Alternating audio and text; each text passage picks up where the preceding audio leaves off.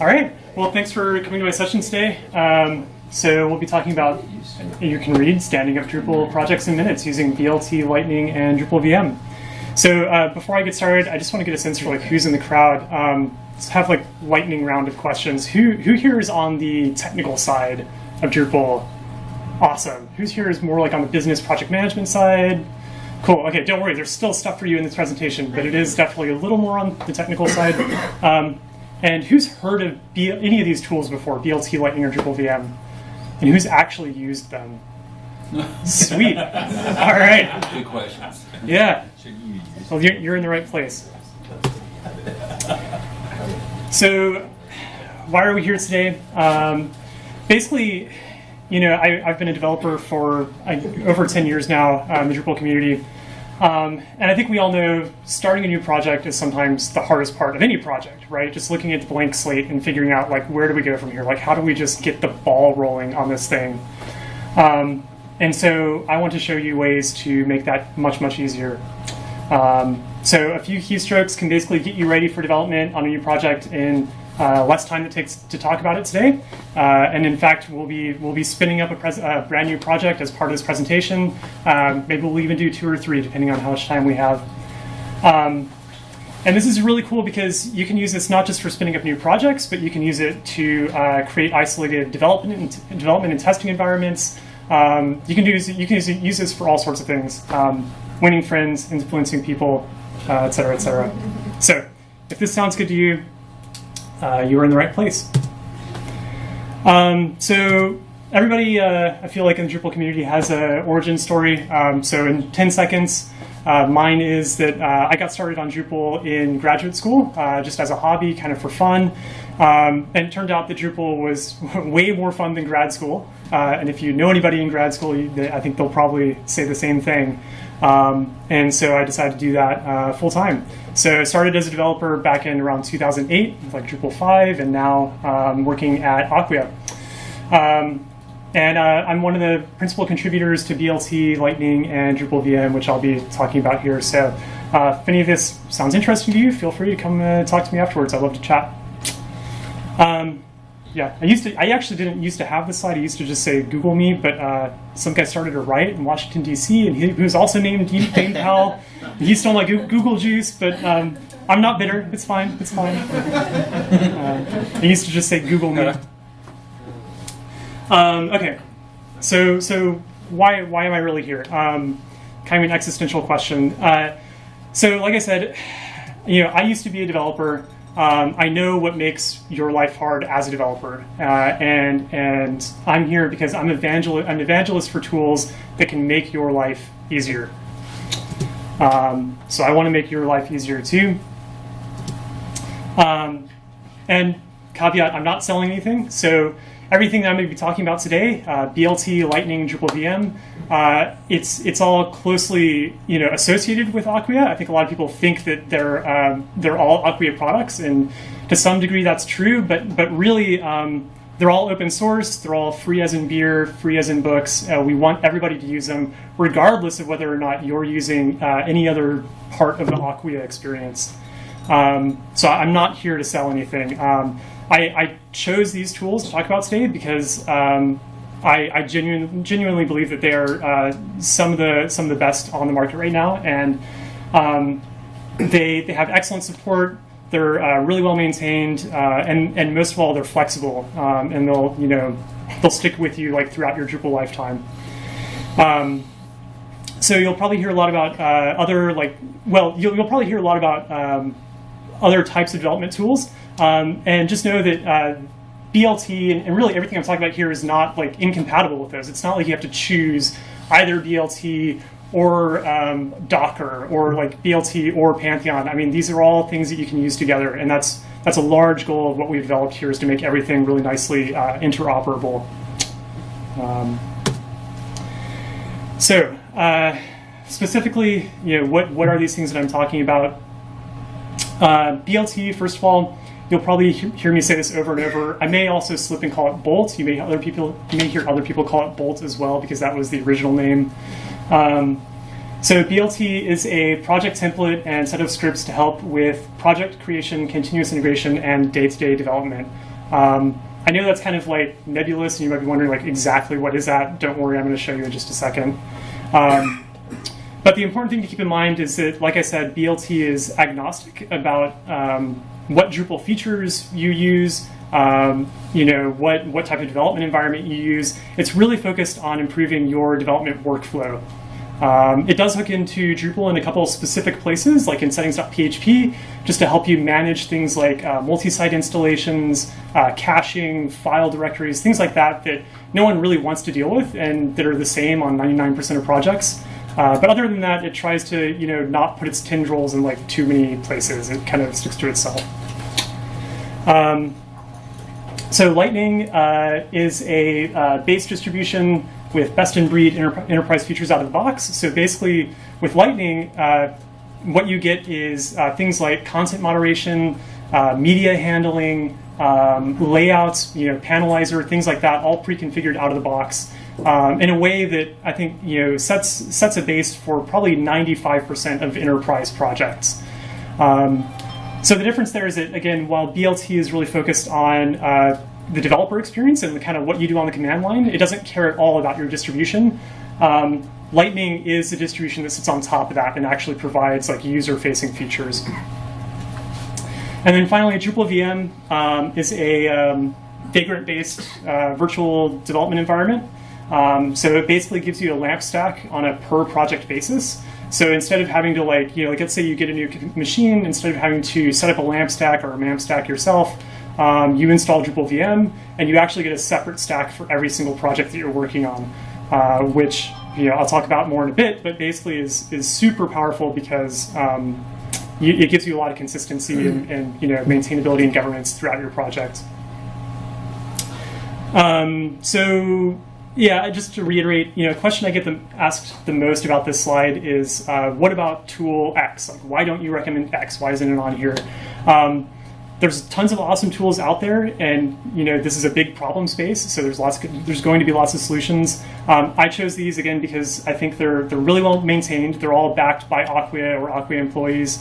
They're well documented, well supported, and I think most importantly, they're flexible enough that even if you're more of a beginner, like even if you're not super familiar with development processes, you can get started on these tools today, and they will continue to serve you throughout your Drupal career. Like even when you're building, the biggest, most powerful, enterprise sites, you can keep using the same tools.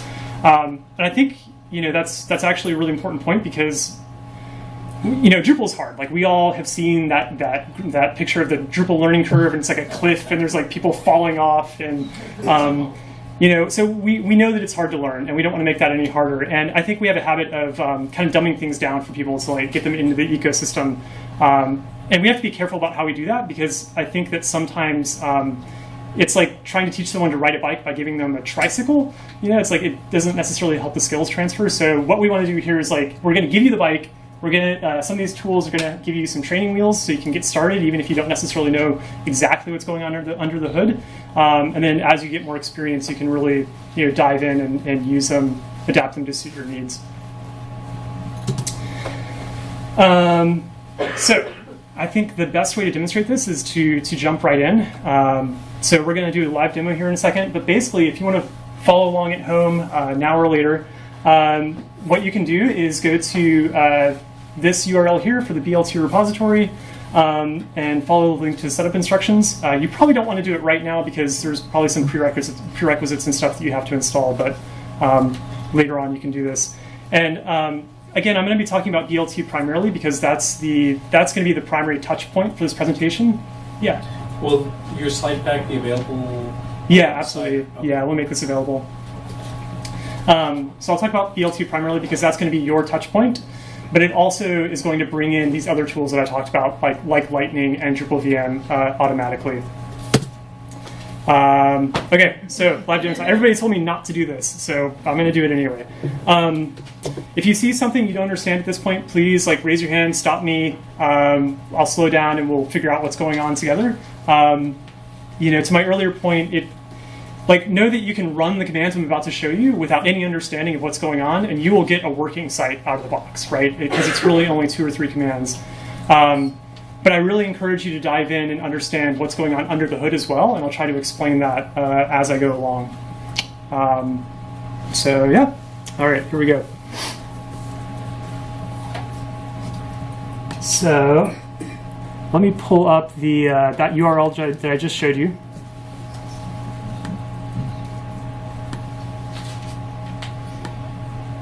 So this is the BLT homepage. Let me make that some lot bigger so everybody can see.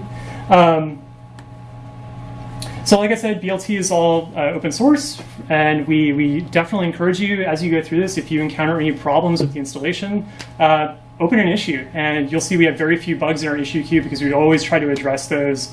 We always try to address support requests in a timely fashion. But where you want to probably start is the README down here, and get to know, just get a sense for what's going on here. 2 things that I will say before we get started here is that it is Drupal 8 only right now. I think some people have tried to backport it to Drupal 7, but really we're focused on Drupal 8 going forward. So if you're on Drupal 7, sorry, but really, come on, upgrade. Drupal 8 is awesome. And the other thing is a note about versions. So right now, the main version of BLT is 8.9. That's been out for about 6 months now. But we also just released the other day the beta for 9.0, which brings with it a whole bunch of really awesome multi-site features, as well as improvements to the Drupal VM. So I guess this is kind of a choose your own adventure moment. I guess by show of hands, knowing that Drupal 8 is more, or BLT 8 is more likely to work, but not as exciting. Drupal 9 is more likely to blow up in my face. Who wants to see explosions? And who wants to see, like, battle-tested, stable, not very exciting? Okay. All right, let's stick with the not exciting as long as we're doing a demo. It'd be exciting if anything. So yeah, so to get started, go through this install.md. This is all basically just prerequisites, and I know it looks like a lot, but it's really not. Most of these you probably already have. It's like PHP, Git, networking stack, those kinds of things. But anyway, we have really specific instructions for all major environments on how to get your prerequisites set up. So let's just skip past that and get to how to create a new project. So we try to make this as straightforward as possible. Like I said, I think it's only like 3 commands that I'm going to show you today how to get this ball rolling. So the first thing you want to do is pick a new machine name for your project. So since we are at the Pacific Northwest Drupal Summit, I'll just call it PNW. And this will be used to like set the host name for your Vagrant environment, things like that. And they're going to run this command to actually create the project. So let me flip over to our terminal.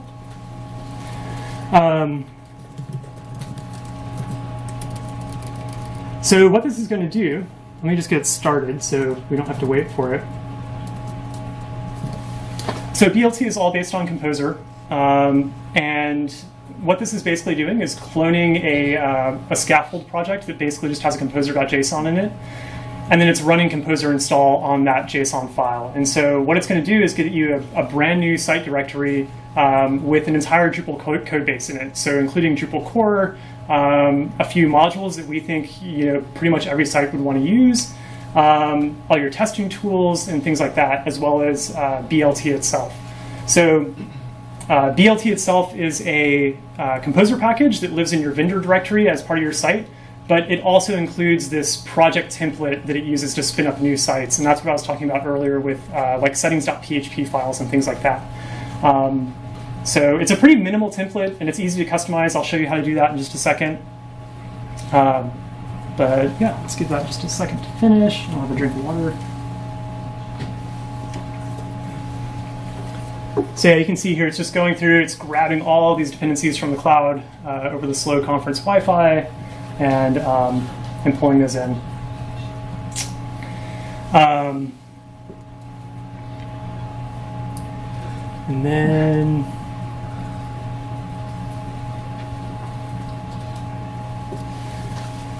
any questions so far? How many people here use Composer on a daily basis? Yeah? Oh, okay, cool. Yeah, so I think this is a good time to point out that a lot of the skills you need to be successful with these tools are really related to like Composer and Git and things like that. So like I'd say 90% of the support requests we get for BLT are actually questions about Composer and Git and things like that, which is awesome, and we're happy to help with those questions. But I guess just know that, you know, as developers or as managers of developers, if you want to focus on something and, you know, how to be successful, I think focusing on learning Composer is like the #1 skill these days. You know, there's a lot of tricks with like how to do updates, things like that we have extensive documentation on. I definitely recommend you go through all the BLT documentation, but I think that's really critical for success. Okay. There we go. Looks like we're just about done. All right.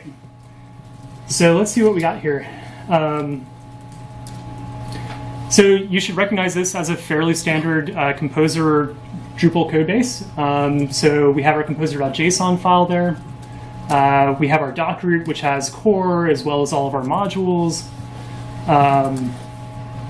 So this is kind of what you get out of the box. And by the way, these modules are actually coming from Lightning. They're not coming from BLT, but because BLT includes Lightning by default, you get the the recursive dependencies, and that's super easy to customize. So if you want to change that, super easy to do. Basically, the way it works is that BLT suggests these dependencies via Composer. So if I open up, let's look at composer.json here. You can see there's only one requirement, and it's BLT. But then if you go down towards the bottom, we include these required and suggested other Composer files right here. And so if you decide, hey, like we don't want all this garbage that BLT is pulling in, we don't think it's garbage, but you might. That's fine. All you have to do is you can either override individual dependencies in your own composer.json. So let's say you want a different version of Lightning, or you want a different distribution altogether. No problem. Add it to your requirements, pull it in. It'll override whatever BLT gives you. If you want to start from a blank slate, that's okay too. All you got to do is remove composer.suggested.json, and all of that stuff just goes away, and you can start however you want, and that's not going to break anything. But this is how we think most projects can benefit from these. The other thing I really want to show you before we move on is how to customize some behaviors related to BLT itself.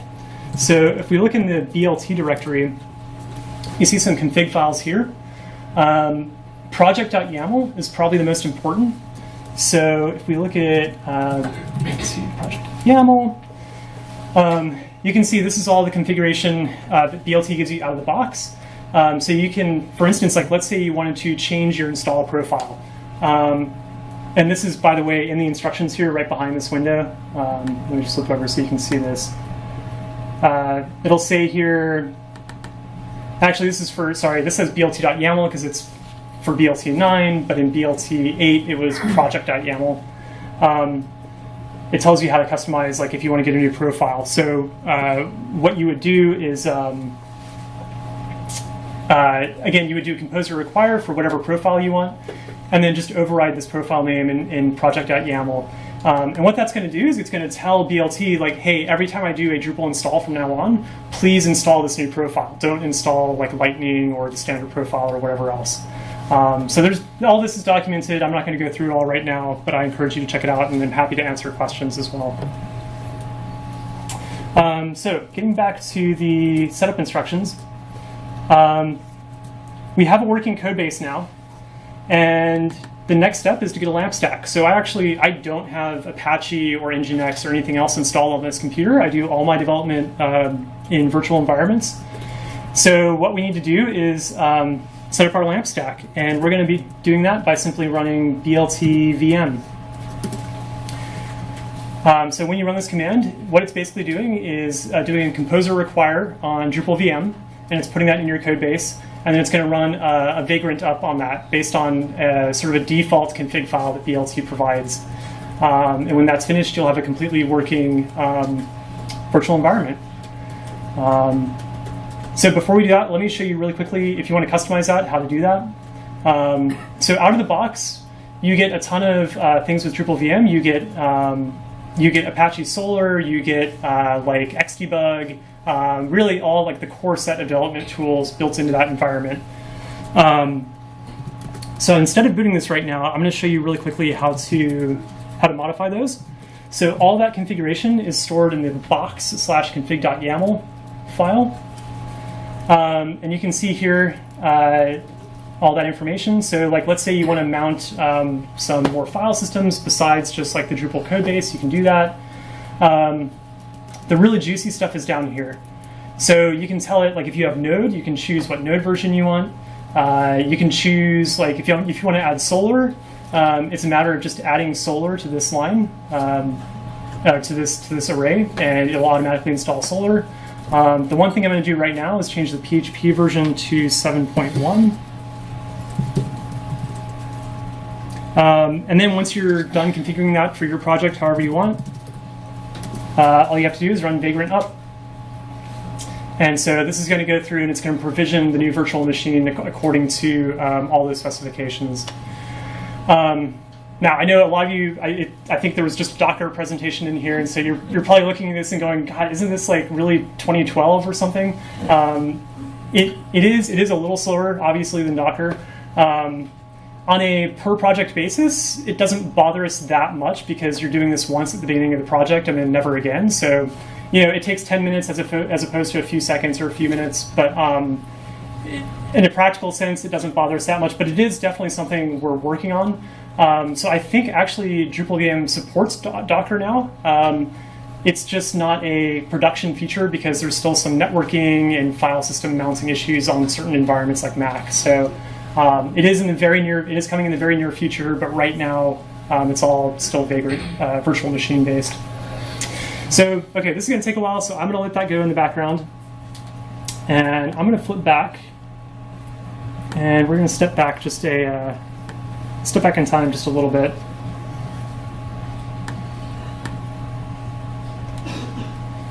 So, sorry, one second.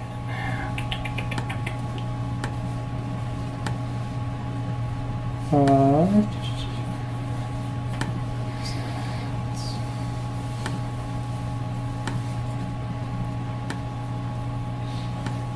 right. So far, so good. That's no errors yet. Okay.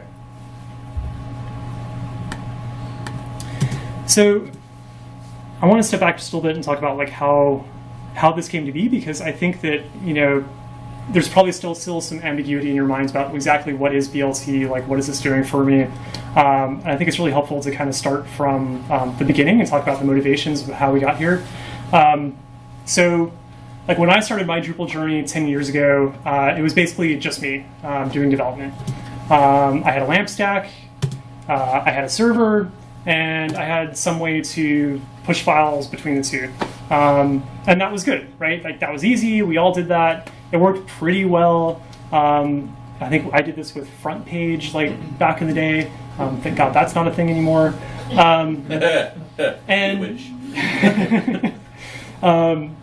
But like this obviously had problems, right? It wasn't perfect. So if you had multiple developers, you were always stepping on each other's toes, overriding files. You had to have like lock systems or something.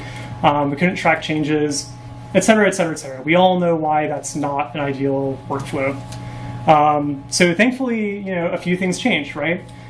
We said, hey, we can make that better. We can add Git. So we added Git to version control things and to push things out to the cloud in a sort of repeatable way. And that was good, but it made things a little more complex. And meanwhile, backend tools were evolving, right? So we got Drush, which was awesome. Like Drush was a huge help. But it added a little bit of complexity to this already kind of growing stack. Front-end tools were obviously evolving. So on the front end, we started improving old antiquated standards and replacing CSS with Sass and Less and everything else. And of course, like once we had those, we needed some way to manage the dependencies. So we got npm to help manage the packages to help us build those. And then we needed a way to orchestrate all that. So we got gulp, and we got, nowadays I think npm build scripts are maybe a little more common, but anyway, we got all these other tools to help us, build those front-end assets. And so this kind of got just progressively more and more complex. And I think this is a good time to kind of step back and look at what's happening here in terms of the growing dichotomy between what you're actually developing on the bottom and then what's actually going out to the cloud on top. And in BLT's parlance, we call this basically the source code, what's on the bottom, what lives on the developer machines, and then the build artifacts, which are what actually gets deployed to the cloud. And the difference is that, think about all these things that you use locally, like gulp and Sass, that really don't need to exist in a production environment. And not only that, but they could be security risks, right? So you really don't want them there. And conversely, you have all these things in a production environment that you don't need locally, right? And so this is where we started to get this friction, this growing friction between okay, now it's not this, PHP is no longer this sort of isomorphic thing where we can just build something and FTP it out and be done with it. So hold that in your heads for a little bit, and we'll get back to it in a second.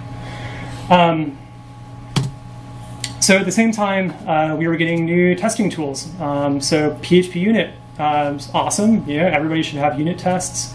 Code sniffer to help us making sure that we're following all the proper code standards. And we got Behat to help improve our ability to capture and express requirements using business domain language, right? And we started to execute behavioral tests that tested the user experience more directly. So that's all good. Increased complexity, but still good. And of course, to do that, we needed Selenium and Phantom.js, and now I think we've replaced a lot of that with Chrome driver, but still complex. Meanwhile, local development environments were evolving. So who here is sick and tired of hearing, well, it works on my machine, right? That's the bane of everybody's existence, and we were sick and tired of it too. So we thought, hey, there's some awesome tools out there to deal with that, like Vagrant. So now we can kind of take a common set of packages and roll them up and then put it on everybody's machine. And now we don't have that problem as much anymore, which is pretty awesome. And of course, we need Ansible to orchestrate all that. And just because, hey, this is still not complex enough, the PHP community is rolling along like a freight train and adopting all the sort of the best practices from other software development industries, right? So we got Composer and a few other things, and by the way, we're still only up to 2015 here, we're not even to 2018 yet. And so you can see how all this is just sort of exploding in complexity.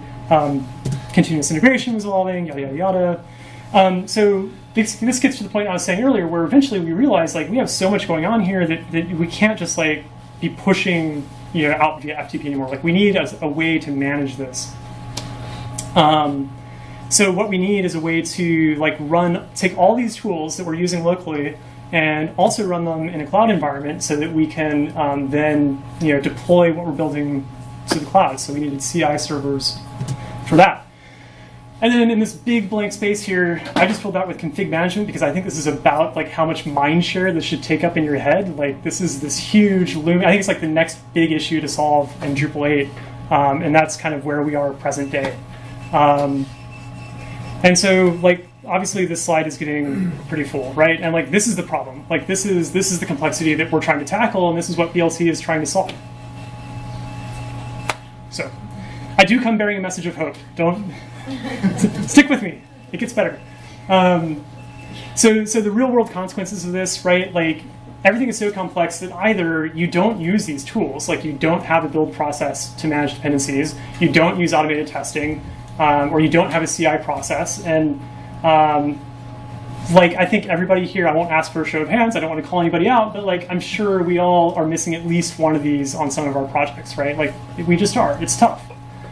That's one consequence. The other possible consequence is that you do have those things, but you spend so long orchestrating them and setting them up that it becomes kind of unsustainable. Every project is a snowflake. Every project behaves differently. Onboarding developers becomes tough, et cetera, et cetera.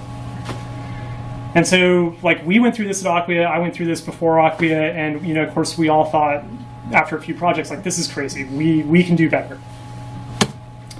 And so what we did is we said, hey, let's take all those tools, let's box them up. Let's use that same box on all of our machines, right? So let's use it locally. Let's use it in CI. Let's use it in the cloud. Let's stick a sandwich logo on it because everybody likes sandwiches, and words without vowels is like the hip thing to do when you're naming products these days. And we called that BLT, and we retro-named it Build and Launch Tools. And so, like, the reason this is awesome is because basically at this point, well, for a lot of reasons. I mean, for one thing, developers basically become fungible at this point, right? Which means, like, in other words, we can have developers on one project, and because of resourcing constraints or whatever, we can take them off that project and put them somewhere else, and they can get started in minutes or hours on those new projects, and no longer are we bound by so much of the tribal knowledge and project snowflakiness that tends to create those divisions between different projects. Spinning up projects, which is the point of this presentation, went from taking days or weeks down to minutes or hours. So, it's really been, I think, just an incredible boon for us and for the community as a whole. So again, why is this useful? Obviously for setting up projects, but also I actually use this whenever I'm working on Drupal.org issues. So I actually create a brand new development environment and project for every single Drupal.org issue that I'm contributing to, and that way it all stays isolated. I don't have crosstalk. I don't wonder hey, why is this thing not working? Is it because I hacked a file for something else?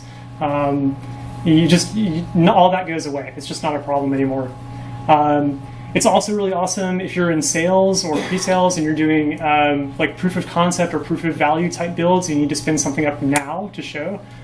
Even sprints, like on-site sprints, you could use this for that. That'd be pretty awesome. And then obviously live demos, which is what you're seeing today. So before I hop back to the demo, I just want to point out how to get help if you have any trouble at all when you're going through this at home. So the BLT has a project page and an issue queue, which is incredibly heavily traveled, really well supported. You'll get really quick responses there, either from community or from Acquia, if you have any problems.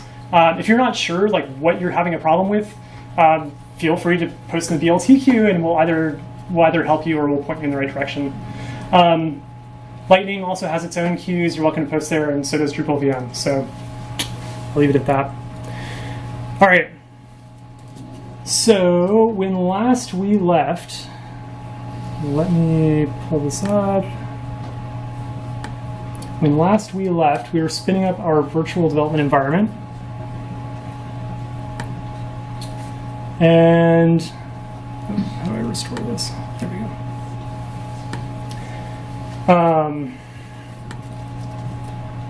Sorry, I'm actually not a native Mac user, so bear with me for just a second. Okay, there it is. Okay, so you can see we got this nice green message here telling us, hey, DrupalVM was spun up correctly, which is awesome. So now we have a working code base. We have a working LAMP stack. And so really the only thing left here is to actually install the site and get a database running, right? And that's the last part of the trifecta. So this is in the instructions that I was just showing you on the BLT install page. The next step is just to run BLT setup. And so this is where the magic happens. And this is, everything up to this point is what you do when you create the project for the first time. Everything I'm going to show you after this point is stuff you're probably doing on a day-to-day basis. So what BLT setup is going to do, and let me actually scroll up here so we can kind of take a look before it goes away. It's going to do a bunch of things for you. It's going to basically do some sanity checks to start out with. Make sure that like your Drush aliases are configured correctly, things like that, just to make sure, like before we get started, everything's good. The next thing it's going to do is run composer install. So obviously there's nothing to change here because we just created the project. But if somebody had like added a composer dependency, that would get installed here. So you can see we're kind of building from the ground up. We're establishing the code base. And then we're eventually getting to like installing the database. The next step here is to execute any front-end build steps. So this is really nice because if you use gulp or npm or anything like that, it's super easy to hook into BLT and tell it, hey, whenever you build the site, just run like gulp like npm build or npm install or whatever you need to do to like initialize the front end, and it'll do that at the same time, which is pretty awesome. We don't have a special theme yet, so it's not doing much there. And then once the code base is set up, then it's going to actually install Drupal. And so it's going to install whatever profile you configured in project.yaml. And that's, if you want to override that, you can totally override that. In fact, you can override pretty much anything in BLT, from the site name to the config directory to the profile, whatever you want. You can either pass that as a command line parameter. You can override it on like just a per machine basis if you want. So if there's time afterwards, I can talk about how exactly to do that. But that's going to go through. It's going to install the database, and if you've told BLT to do any sort of configuration management, it does support a few configuration management workflows. It supports features, config split, and just like plain old core configuration management. It'll do the config import for you as part of the site install. And we can talk for hours about that. And then if you're not really doing strict configuration management, it has this helper function called toggle modules, which I guess it's kind of like poor man's config management. Basically what it lets you do is define certain modules you want enabled in certain environments. So like let's say you want to turn on DB log locally, but turn it off in the cloud. It's totally easy to define that in toggle modules, and we'll do that for you. And so looks like that finished successfully. And so at this point, we should have a working site. So I'm going to use this Drush alias that was given to me by BLT when I ran BLT VM. It automatically created this alias and made it the default for the site. It's at pnw.local. And I'm going to log in just to show you. Whoop. I think I have a collision with my... Sorry, one second. Very rarely you get a collision with a vagrant IP address, and then you just have to reset that.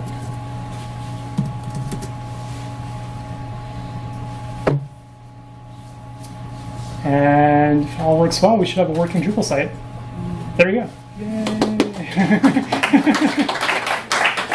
So, let's just step back for a minute here and think about all the things that we didn't have to do to make this happen, right?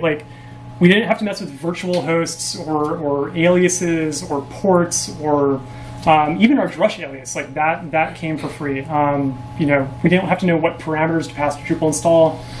It's all taken care of for you. And it was all taken care of for you without having to install a monolithic system-wide maintainer for your sites, right? This is all isolated to this particular project. And if you spin up a new project tomorrow, it can have its own completely separate set of constraints, different PHP versions, Solr versions, everything else. So it just gives you really just a ton of flexibility into what you want to do. So let me just stop there, take a breath. Does anybody have any questions about what you've seen so far? No questions? Yeah. Yes, I have a lot. Yes, okay, let's dive in. Because, up to this, it's kind of a choose your own adventure, and there's a lot of places we could take this, I think, based on what you're most interested in. Well, Lightning is built, as you even introduced it, as a quote-unquote base distribution, which is kind of new for Drupal 8, unless you did some weird stuff in 7. But how would you build off of Lightning to build another distribution? Yeah, totally. So there's a patch in the Drupal.org core issue queue for sub profiles. I don't know if Ever heard about that? Okay. I have heard, but Yeah. used it. So the idea is that with sub-profiles, it's kind of like sub-theming. With this patch applied, you can create a custom sub-profile of any distribution. And so there's actually documentation on this on the Lightning issue page. Let's see, on the Lightning issue queue. Yada, yada, yada, yada, yada. Or maybe they call it inherited profiles. So yeah, you can find documentation for that with Lightning, but basically what you do is you create a custom subprofile, like I would call mine PNW, let's say, and I could override anything that Lightning provides. So I could say like, hey, I want like the media module, but I don't want layouts, et cetera, et cetera. And you can create like as many of those as you want. So you could actually, like if you have a multi-site install, you could have separate profiles for separate sites, and they would all inherit from Lightning. You could even abstract it further and create your own base profile that inherits from Lightning, and then have separate profiles that inherit from your base profile, which is pretty awesome. So again, that's all kind of, I think it's called out in the documentation. Does that answer your question somewhat? I'm like wondering how would you do that using the BLT? Yeah. This, and start up your site and everything. Yeah. So basically, it's hard to show because here. Let me see if I can walk through it.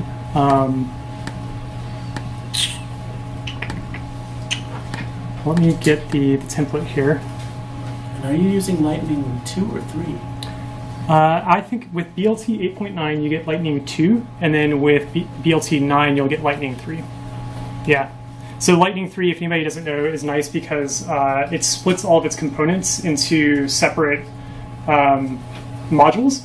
So you no longer have to download the entire distribution. Like if you say, hey, I just want layouts, I just want media, you don't even need everything else in your code base. With Lightning 3, you can just get that one piece. And that's also a way around the feature that you're talking about, where you don't even need a sub-profile at that point. You can just have your own custom profile. So yeah, let me show you like how you could do this. There is a Drupal console command that'll do this for you, but I don't know that I have Drupal console here. So let's go to our profiles directory, and we're going to create our own custom profile. And we're just going to get this template. And so this is like a Barebones profile, right? This is like the absolute minimum that you need to have a working profile. So sorry, the reason this is Twig is, again, you're supposed to use Drupal console, but I honestly can never get Drupal console, don't worry. And so this is where, like, basically, like I said, if you want to define your own dependencies instead of or beyond what Lightning already provides, you can define those here. You can define what themes you want, and then this is the really important part. You can define a base profile.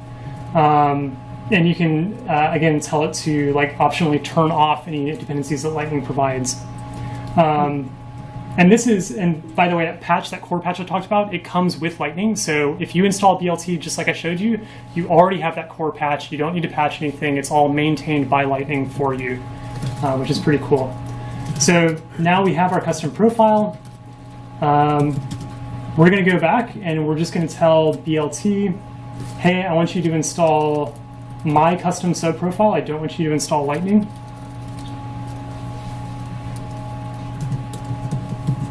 And then rerun sub. And then that should give us the PNW profile. So I'll show you that when it comes up. Yeah. But yeah. Any other questions? I can take my own way, but yeah.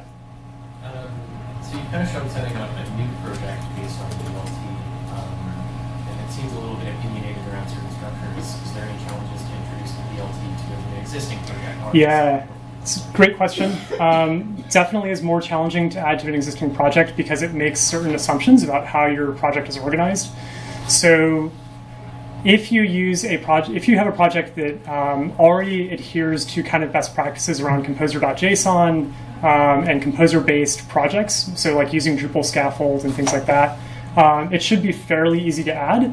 But if you've done any sort of heavy customizations that kind of take you away from that, especially if you have like a ton of composer dependencies that might introduce conflicts with the versions of Behat and Lightning that BLT would want to get you, then you might have problems adding it. So yeah, we always recommend, if you can, start the project this way. Start it with BLT, and at that point, you can always rip BLT out. Like there's nothing. You're not stuck with BLT at that point, but it's much easier to do that than to try to retrofit it into the project later. Yeah, for sure. Okay, well, if there's no other questions, feel free to interrupt me. Yeah. I have a technical question. Yeah. Deploy update. Yeah, okay. Okay, because we're using BLT Lightning on Aquila. Yeah. And the thing is, we're using Docker for local development, so it works great. We have Jenkins using it as well. Everything works great until we run deploy update. It just updates or so. Oh, really? Yeah, I'm wondering what I'm doing wrong. What can I do? Is there an override on the command line to specify the URI or something? Yeah, so let me talk about a couple things there. The easier thing to address is yes, you can override everything via the command line. So remember, just for the sake of finishing what I started earlier, let's just show you that this is indeed running our new profile. The status report. And where is it? Bada bing, bada boom. There we go. So yeah, we're running our custom PW installation profile. But even though it's our own profile, we still have everything that Lightning gives us out of the box. So we can create a basic landing page, and that will have Panelizer or Drupal 8 versions of all this stuff enabled on it, so you can manage that. But anyway, to your point, to get a really good sense of what you can override, there is documentation in BLT. You can also look at BLT project.yaml. And anything you see in here, and I think this is what's relevant to you, is probably the Drush alias, or possibly Drush aliases URI, I think it's called. Yeah. You can pass that out the command line. So when I run BLT setup, this won't work because I only have a single site, but if I wanted to change that, you can use the -d argument and say drush.aliases.local, and then set it to whatever you want. And for you, I think that'd be drush.aliases.uri maybe. You can set it to whatever you want. So that would probably help you. The second part of your question, which I think is of general interest to everybody, is the way that BLT handles deploys for you. So everything I've talked about so far is just about getting the project set up on your local environment. But obviously that's only half the battle, because ultimately you want all of this running in the cloud. So the way the BLT handles that is with the deploy command, which is what you were referring to. And deploy is pretty awesome. So if you look in here, if you define a Git remote here, this is where you would put the Git URL for your Aqua Cloud environment, or Heroku environment, or well, I guess not Heroku, but wherever it is that you're hosting. And so what BLT will do with that is, if you run BLT deploy locally, it will pull that Git URL and it'll basically clone it into a subdirectory here, which doesn't work because I haven't defined it, but it'll create a new subdirectory here, and it'll do all the same build steps that you just witnessed locally in that deploy directory. And then it'll apply some special sauce to strip out things you don't want in the cloud, like all your README files and things like that. And actually, let me see if I can actually show you this on a separate project.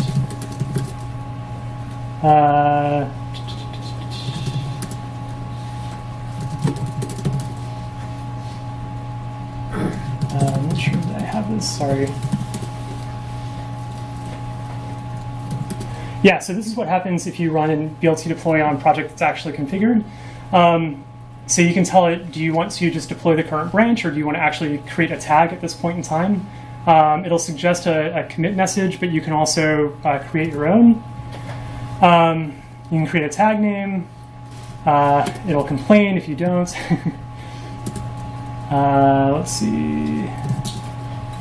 And then it's going to go through, and it's going to do, like I said, all the things you just saw locally, but it's going to do it in production mode. So like npm will only install production dependencies, Composer will only install production dependencies, et cetera, et cetera. And it'll do all of that in the deploy folder. And then it'll strip everything you don't need, like README files, automatically. And all of that is customizable. And then at that point, it will automatically do a git push for you, or you can do that on your own. And what's awesome about this is that you can do that locally, but more often you can do that in a CI environment like Travis CI or Acquia Cloud. So let me just stop that because I don't think anybody wants to see that whole thing. But if you want to add that, like let's say you have Travis CI and you want to initialize that on your machine, it's super easy to do. I think this is the command. So this is a built-in recipe for BLT. It'll create a travis.yaml file. And so now if I push this code to GitHub with Travis enabled, automated tests just work. Like, they just work. Zero configuration with this file. And when I merge pull requests, those get deployed to the cloud automatically. Again, like zero configuration. The only thing you would have to do is obviously like add any sort of authentication, like SSH keys in Travis or whatever CI system you're using. So yeah, I mean, obviously you can do all this manually, but the goal ultimately is to automate it, and we try to make that super easy to do. So out of the box, like I said, it supports Travis CI, it supports Tugboat, Probo, Acquia pipelines, and if you use something else, it's easy to add support for that too. Any other questions on that? And definitely, if you're having trouble, please post an issue, and we'll definitely dive into your particular issue. Okay, well, I think the last thing I would love to talk about before we take off is like what you want to do on a day-to-day basis as a developer with BLT. Everything up to now has been kind of how to spin up the project, but you're probably wondering like how do I actually use it on a day-to-day basis? I think the most useful commands are I already showed you BLT setup, and so what BLT setup is going to do is like run the Composer install the database based on your configuration, and things like that. The other option is BLT sync, which will actually go out to the cloud environment and it'll pull down a copy of all of your files and database, and then install that locally, and then run any outstanding database updates, do a configuration import, things like that. And so the idea is that every time you start development, you can get a completely fresh, like known good, known working development environment before you do anything, for a particular issue, which is really nice. So like when you use those is really up to you. But like we find that for automated testing, BLT setup is usually better because it's really fast and it's reproducible. If you're doing local development, BLT sync is probably better because you actually get to work on a copy of the production site. And obviously that's, it's going to produce a little more consistent results for development. All right, any other questions? Speaking to day-to-day use of the BLT, is updating it just as easy as using Composer to say update target whatever version? Yeah, absolutely. So yeah, Composer update will do it. We do recommend usually, depending on your Composer version, that you use the with dependencies argument so that you don't also get updates to like all your Drupal contrib modules and stuff. So if you look in I was just going to look in the BLT README files. There is a README on how to update BLT, which is here. And so this will tell you all about that. But yeah, like you said, it's a Composer dependency, so just run Composer update. If it does have to touch anything that's in your particular like Drupal site, like settings files, it does have update functions for those, and it'll ask you first. It'll say, hey, like I'm going to add this line to your settings.php. Is that okay with you? That's pretty rare. Usually we keep everything upstream. Cool. All right, well, thanks for coming. If you have any other questions, grab me afterwards.